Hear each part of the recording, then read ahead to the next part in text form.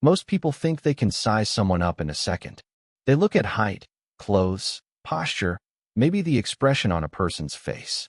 They assume big means strong, small means weak, and quiet means harmless.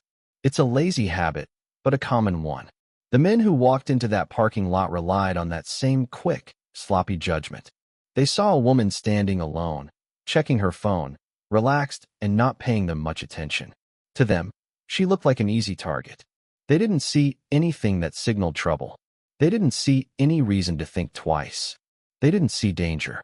They just saw someone they believed they could control. They didn't know she had spent years learning how to stay calm under pressure. They didn't know she'd been trained in situations where losing focus meant losing more than a fight. They didn't know she had been drilled on how to read body language, predict movement, and respond before an attacker even understood what went wrong. They didn't know she was the kind of person who had been taught to keep her breathing steady when most people would panic. They didn't know she had been pushed, tested, and reshaped by experiences they had never come close to. None of that crossed their minds, because they never imagined a woman alone in a parking lot could be a Navy SEAL, or anything close to one. The first mistake they made was assuming nobody dangerous ever looks ordinary. They thought danger walks around flexing, announcing itself with muscles, attitude, and swagger. They thought a threat would be obvious. She didn't look obvious. She looked normal. That alone made them feel safe. It was the kind of false confidence that grows out of ignorance. They had no real experience fighting people who knew what they were doing. They had no idea how quickly a trained person can close distance, redirect force, or end a fight before it even feels like one started. They believed a fight would be a back-and-forth struggle, something messy and loud. What they didn't know was that trained violence is clean, fast, and usually silent. The second mistake they made was assuming she would panic. They expected fear. They expected hesitation. They expected her to freeze long enough for them to stay in control. People who start trouble often rely on that moment. It's the window that gives them power. But she wasn't wired like that. Her brain had been trained to switch into a mode where everything slows down, where details become sharp, where decisions come without effort. She didn't need to think through the danger. She had already lived through versions of it many times before. They had no clue that the calm expression they saw wasn't fear or confusion. It was focus. They didn't know she noticed them the moment they stepped toward her. She had already picked up on their tone, the way one of them shifted his weight, how another scanned the lot as if checking for witnesses. She noticed how close they stood to each other and who seemed to be leading. She had already mapped the scene before they even reached her. None of this showed in her posture, but it was all happening in her mind. They didn't know she had been trained to process information faster than untrained people can react. They didn't know she had enough physical control to stay loose even when her heart rate spiked. They didn't know she understood exactly how to redirect a punch, how to break a grip, or how to strike in a way that stops a threat instantly. They saw a woman. They didn't see a professional who knew how to turn an attacker's size into a disadvantage.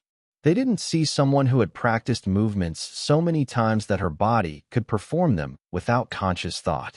They didn't see someone who could disable a grown man with the same ease most people use to catch a falling object.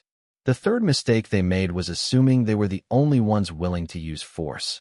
They didn't know she was trained in using the least amount of force needed to neutralize a threat. They also didn't know that least can still be devastating when applied by someone who knows exactly what they're doing. They didn't understand the difference between fighting for ego and fighting for survival. They approached the situation like it was an opportunity to intimidate someone. She approached it like it was a problem that needed to be solved as quickly as possible. They didn't know any of this because they never imagined they could be wrong about her. They relied on instinct, but it was the kind shaped by movies, bravado, and bad habits, not real experience. They didn't question their assumptions. They didn't pause long enough to reconsider. They didn't recognize the danger sitting right in front of them, hidden in plain sight. The moment his fist connected with her face, everything in the scene flipped. To everyone watching, it looked like the punch gave him the upper hand. It looked like the kind of hit that should make someone stumble back, lose balance, or at least hesitate. But what most people don't see in situations like that is what happens inside the trained mind. A hit like that didn't throw her off. It woke up a part of her that had been waiting, quiet, and ready. The punch didn't weaken her control. It handed it to her. The impact told her more about him than he ever intended to reveal. She felt the angle of his wrist, the force he used, the distance he preferred. She knew instantly if he was someone who had fought before or someone who only acted like he had. She registered his breathing, the tension in his shoulders, and the way he leaned in just a bit too far. All of that happened in the same moment the punch landed. It wasn't conscious analysis. It was automatic, the way a musician hears notes and knows if something is off. Years of training had built that instinct into her, and it switched on the second she was touched. The moment he committed to the swing, he gave her his balance, his posture, and his plan. A punch from someone untrained is loud and obvious if you know how to read it. He didn't rotate his hips, which told her he relied on arm strength more than technique. He lunged, which meant his weight would be forward and easy to manipulate. And he didn't guard his other side, which told her he wasn't expecting any kind of counter. The punch wasn't just a strike. It was a map of his weaknesses. And because he hit her, she didn't have to question whether he intended harm. His decision freed her to act without hesitation.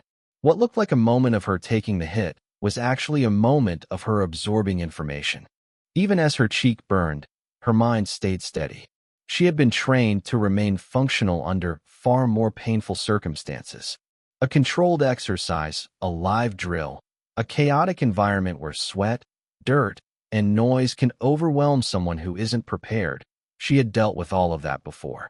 This was cleaner, simpler, quieter. Pain wasn't new to her. Pain was data, and that data immediately narrowed down her options to the ones that would work. The punch also changed the energy of the group around him. Before he threw it, they were testing boundaries, seeing how far they could push without consequences. After he threw it, the situation crossed a line. She could hear one of them inhale sharply, the kind of stunned breath people take when they know something irreversible just happened. Another shifted his feet, unsure if he should move closer or back away. She didn't even have to look to know this. She felt the ripple in their posture and their tone. The moment the punch landed, the crowd's confidence cracked, and she sensed it. For her, the punch wasn't a setback. It was a signal. Training had conditioned her to move the moment she had something concrete to respond to. The best defense isn't built on guessing. It's built on timing. And his punch gave her the exact timing she needed. She knew where he would be standing half a second later. She knew which muscle groups would still be engaged. She knew he'd expect her to recoil instead of step in. Everything about his swing created an opening he didn't see, but she saw it as clearly as a door left wide open. She also knew that most fights become predictable after the first strike. People who throw the first punch often expect to keep control by staying aggressive. They assume their target will shrink or shield themselves. They think momentum belongs to them. But in trying to dominate the moment, they show their pattern. He would either swing again, grab her, or step back to reset. Those were the only three moves that made sense for someone like him. And she already had responses ready for all three. Not because she planned them on the spot, but because she had already practiced each one hundreds of times in controlled environments that taught her how to react faster than untrained people can decide. The punch also gave her emotional clarity. Not anger, not fear, just direction. She didn't waste energy wondering what he might do next or whether she should engage or retreat. The strike ended that debate for her. It confirmed intent. It confirmed risk. It confirmed that she couldn't wait for the situation to settle on its own. His action defined her next move as surely as if he had announced it out loud. To everyone else, the moment she got hit looked like the moment she lost control. But for her, it was the opposite. It was the moment everything locked into place. The momentum wasn't his anymore. It was hers, shaped not by aggression but by clarity, training, and the sharp understanding that once someone throws that first punch, the rules of the situation change completely. The instant his fist left her face, something in her shifted, but not in the way he expected. He probably thought the hit would rattle her, make her lose her footing, maybe even freeze her for a second or two. But her body reacted in a way that came from thousands of hours of repetition. Training isn't dramatic. It's quiet, steady work that rewires how a person responds under pressure. And when that punch landed, her mind didn't race. It settled. Her muscles didn't tense. They loosened in the exact way they were supposed to. Everything became simple, almost familiar. Her training stepped forward before any conscious thought had time to form. She had drilled for this kind of moment so many times that her body moved on instinct. Not the kind of instinct people talk about when they mean a guess or a lucky reaction. This was practiced instinct, the kind that's built from failed attempts, corrections, and years of being shaped by instructors who expect precision. In those drills, she learned how to act within fractions of a second, how to find stability even when surprised, and how to make decisions without thinking them through in words. She had repeated combinations until her muscles remembered them better than her mind ever could. So when he hit her, she didn't need to plan anything. Her body already knew the next steps. She felt herself drop her center of gravity slightly, the kind of shift that looks small from the outside but changes everything inside a fight. That movement alone meant she couldn't be shoved back easily. It meant she could move in any direction without slipping. Most people don't think about details like weight distribution or the exact angle of their feet when something unexpected happens. They react too big, too fast, or too slow. But her training taught her to resist the urge to flinch. Instead, she locked into a ready stance without anyone noticing the adjustment. Her breathing stayed steady. That sounds small, but it's one of the biggest differences between someone trained and someone who isn't. When untrained people get hit, their breathing spikes or stalls. Their body floods with adrenaline, and they lose the rhythm that helps them stay sharp. But she had practiced controlling her breathing in environments louder and more chaotic than this quiet parking lot. She had practiced it while her instructors shouted, while alarms blared, while the ground tilted under her feet. So when he hit her, she didn't gasp or choke on the impact. She breathed through it, which kept her mind clear enough to respond razor fast. She also didn't let her focus narrow. Most people who take a hit fix their attention on the person in front of them. It's a natural reaction. Pain pulls your awareness tight. But her training taught her to keep her vision wide, to track the whole environment. Even as she felt the sting in her cheek, she noticed the second guy's hands twitch, the third guy shift his weight, the slight scuff of a shoe behind her. She processed these movements not as threats she needed to fear, but as information she needed to sort. Her awareness was structured, not scattered. It wasn't panic. It was assessment. Her training also kept her from overreacting. A lot of people, when they get hit, either freeze or explode with too much force too fast. Both reactions create problems. Freezing leaves openings. Overreacting creates chaos that can spiral out of control. She did neither. Her response would come, but it would come in the exact amount needed, not more.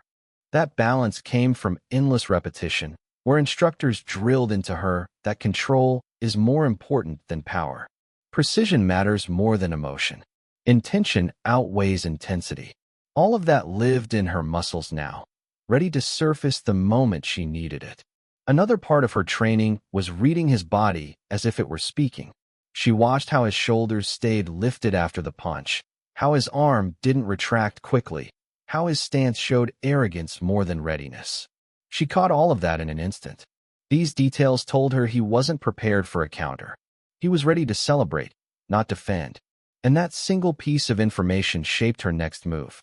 Training teaches you that the best time to act is not when you feel like it, but when the opponent gives you a window. His punch gave her that window, and her training made sure she didn't hesitate in recognizing it. She also recognized the shift inside herself that only happens when training takes over. It's a kind of stillness that doesn't mean calm in the soft sense, but calm in the controlled sense.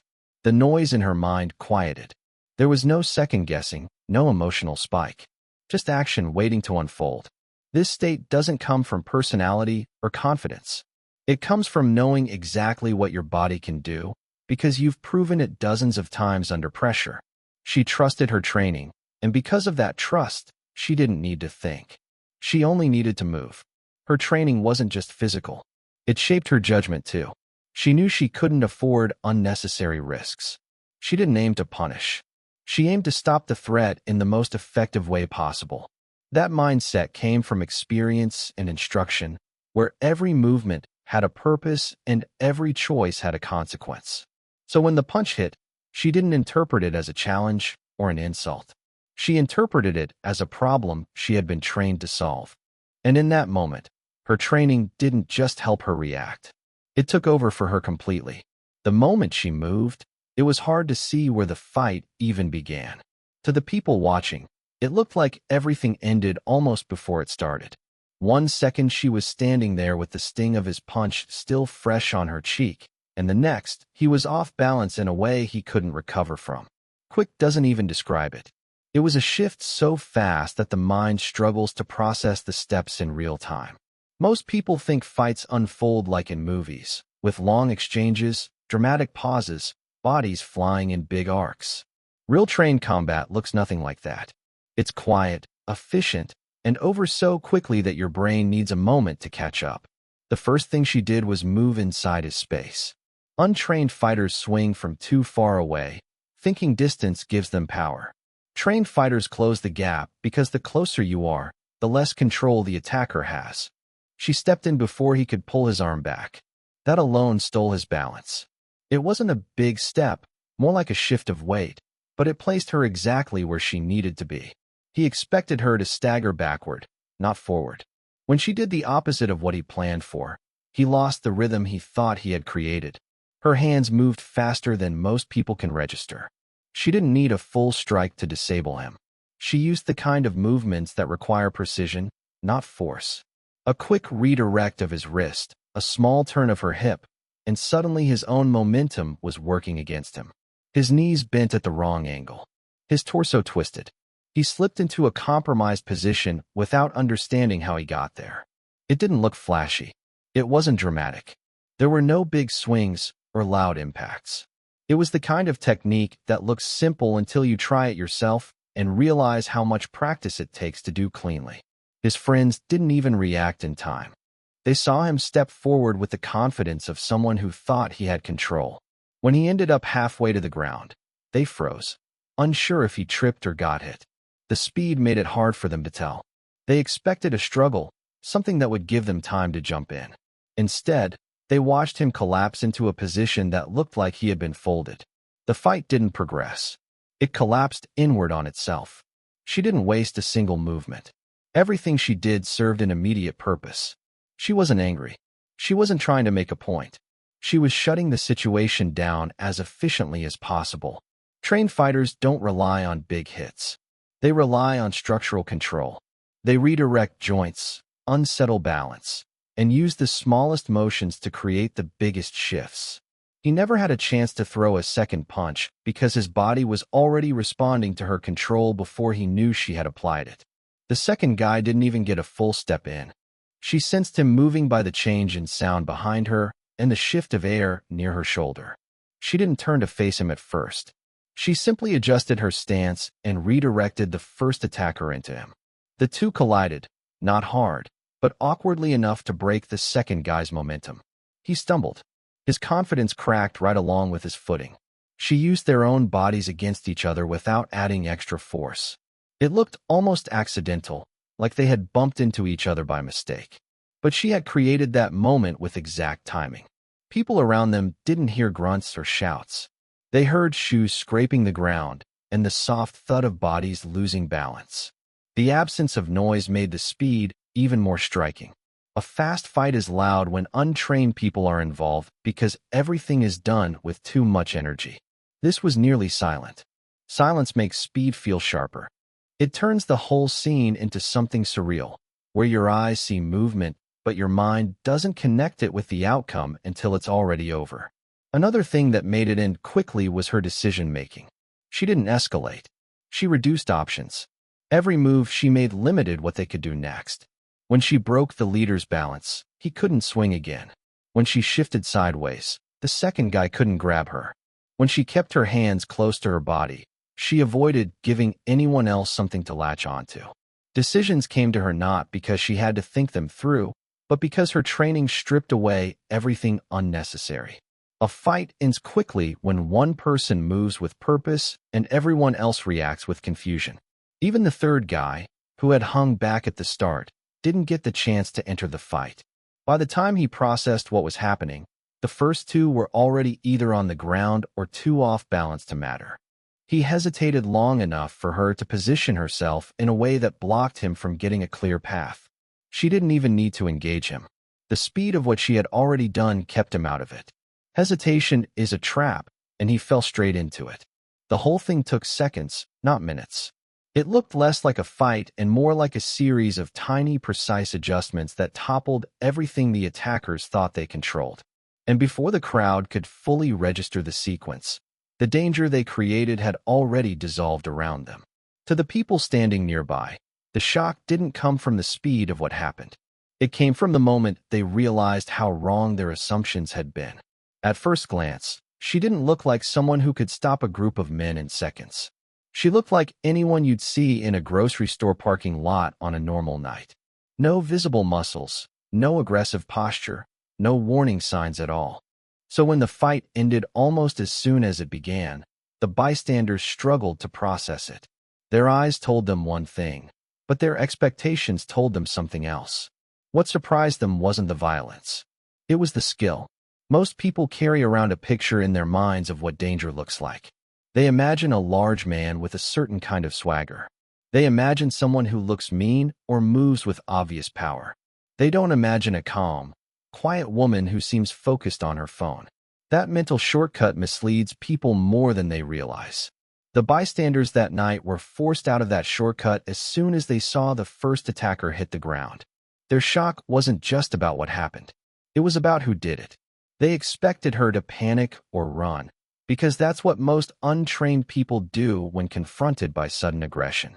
Instead, she stayed balanced, moved with control, and made choices that were so precise they were almost invisible. The contrast between what they thought would happen and what actually happened left them silent for a moment. Even the loudest talkers in the group watching stopped mid-sentence.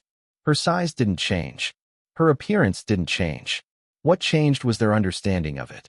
One bystander, a man leaning against his car, had stepped forward when he saw her get hit, thinking he might need to intervene. The plan never got far. Before he even reached for his phone, the situation had reversed completely. He stood there stunned, unsure if he should still call for help or simply stay out of her way. The confusion on his face showed exactly what everyone else was feeling. They weren't watching someone lucky. They were watching someone trained. Another bystander, a woman who had been loading groceries into the trunk of her sedan, froze with a bag halfway lifted. She had seen people get into fights before, but those were messy, clumsy, loud scenes where everyone involved left with busted knuckles and heavy breathing. What she witnessed here didn't look like a fight. It looked like a demonstration. There was no flailing, no chaos, no wasted motion. She kept replaying the movements in her head, even as she stood there, trying to figure out how someone could move that fast without looking frantic. What really struck people was how calm she stayed as everything unraveled around her attackers. She didn't shout or grunt. She didn't look angry or shaken. Her face held the same steady focus from the moment she reacted until the moment the last attacker lost his footing. Calm like that is rare in everyday life. It's even rarer in sudden violence. And that calmness made the bystanders rethink the idea that strength is always loud or obvious. Some of the people watching had been ready to assume the worst when the men approached her. They had seen scenes like that unfold in predictable ways. A group harasses someone. Things escalate, the target gets hurt, and the bystanders either react too late or not at all. That pattern didn't repeat this time.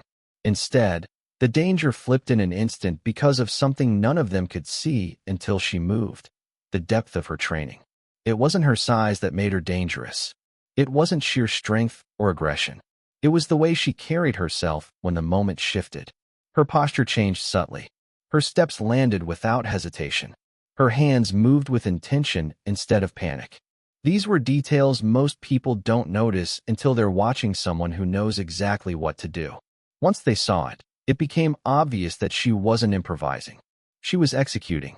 Even the attackers seemed confused by what was happening. One of them had started the night thinking she would be an easy target. His friends thought the same. Their reactions during the fight looked like they were trying to catch up to a reality they didn't understand. The bystanders could see that confusion, and it added to their own sense of disbelief. They were watching men who thought they were in control suddenly realize they weren't, and that reversal shifted the entire tone of the scene. Some of the bystanders later described the moment as an eye-opener, not because it showed violence, but because it exposed how unreliable appearances can be. They realized how easily they had fallen into the habit of judging capability based on size or gender or posture. They learned that skill doesn't announce itself, and that the most dangerous person in a room might be the one no one bothers to notice. The moment ended quickly, but the impression it left on the bystanders lasted far longer. They walked away with a new understanding of what real ability looks like and how quietly it can be carried. When the chaos settled, the quiet that followed carried its own weight.